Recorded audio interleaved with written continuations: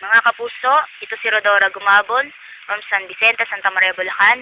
Nais ko pong ipakita sa inyo ang sinapit ng aming lugar. Ito po yung malapit sa aming bahay.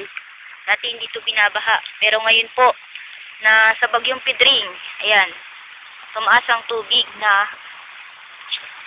halos gabinti. At bumagsak ang mga puno, gaya ng bayabas, lalo na itong punong mangga. Tama sa aming bubungan. Napakalakas po ng hangin. Ng katindi ang sinapit ng aming lugar dahil sa bagyong Pedring. Pati mga kawad ng kuryente, nabunot, mga ugat ng puno. Ayan kalakas mga kapuso.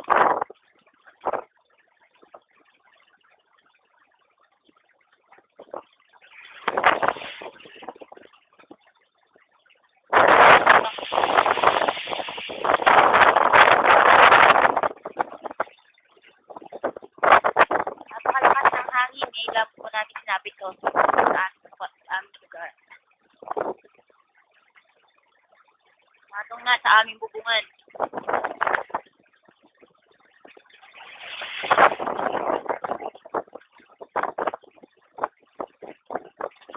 Kabagsak ang mga puno.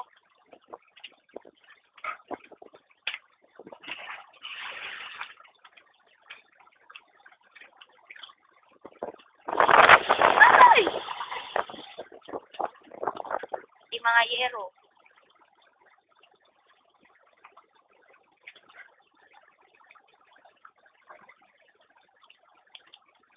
Hindi na hangin.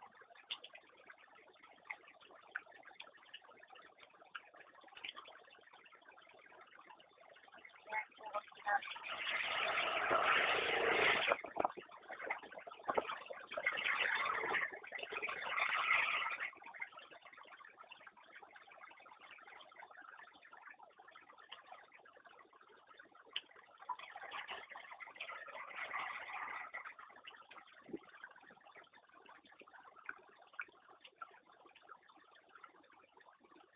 Papasalamat na lang kami, walang nasaktan sa amin. Pero terrible ang nangyari.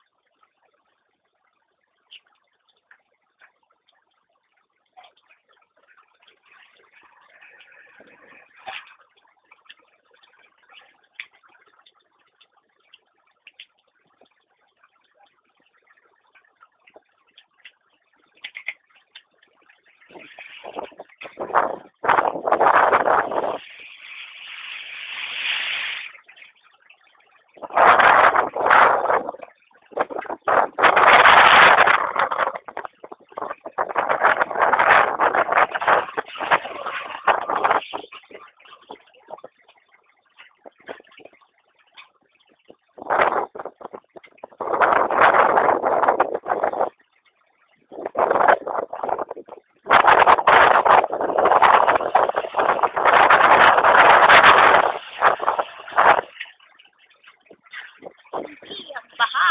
Dahon po. Bubog po dito sa aming lugar. San Vicente, Santa Maria, Bulacan.